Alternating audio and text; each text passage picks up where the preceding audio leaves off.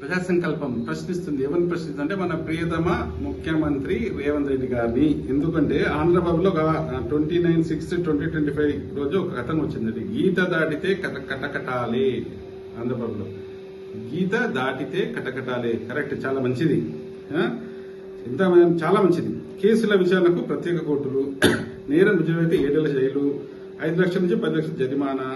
కర్ణాటకలో miss information act. కర్ణాటకలో, రాష్ట్రంలో ఇదే తరహా చట్టం అమలుకు యోచన. సోషల్ మీడియా పీడిఎఫ్ పత్రికలపై నిఘా ప్రత్యేక సెల్. సోషల్ మీడియా వేదికగా జరుగుతున్న ఫేక్ ప్రచారాన్ని అడ్డు వేసేందుకు కర్ణాటక ప్రభుత్వం అమలు చేస్తున్న మిస్ ఇన్ఫర్మేషన్ యాక్ట్ ను తెలంగాణలో అమలు చేస్తున్నాము. కర్ణాటక రాష్ట్రంలో miss information and fake news act పేరుతో రూపొందించిన చట్టాలను తెలంగాణలో అమలు చేసేందుకు ప్రభుత్వం సుముఖత వ్యక్తం చేసింది. ఇప్పటికే బిల్లు కేబినెట్ ముందు ప్రవేశపెట్టింది. అయితే ఒకటి, ముఖ్యమంత్రి గారు చాలా మంచిది, ఇలాంటివి ఉండాలి. ఇలాంటివి ఉంటే కొంచెం ఫేక్ న్యూస్ కి అడ్డుకట్ట వేసినట్టు ఉంటుంది.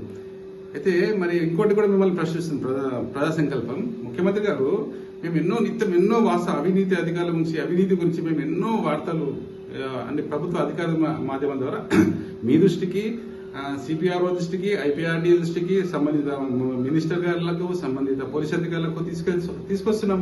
మరి వాటి మీద చర్యలు లేవు ఎందుకు? వాళ్ళు ఎవరు కూడా పట్టించుకోవట్లేదు. మరి వాళ్ళ మీద కూడా ఇలానే ఉండాలి. యాక్ట్ అనేది ఎవడైతే ఫేక్ న్యూస్ పెడుతుండో వాళ్ళ మీద ఎలా ఉంటుందో అవినీతి అధికారులు అలాగనే ఉండాలా?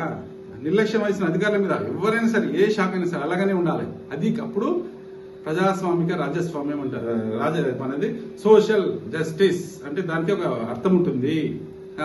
అంటే ఇక్కడ ఇప్పుడు తెలంగాణ ఎట్లుందంటే సామాజిక ప్రజాస్వామ్యం లేదు, రాజకీయ ప్రజాస్వామ్యం ఉంది.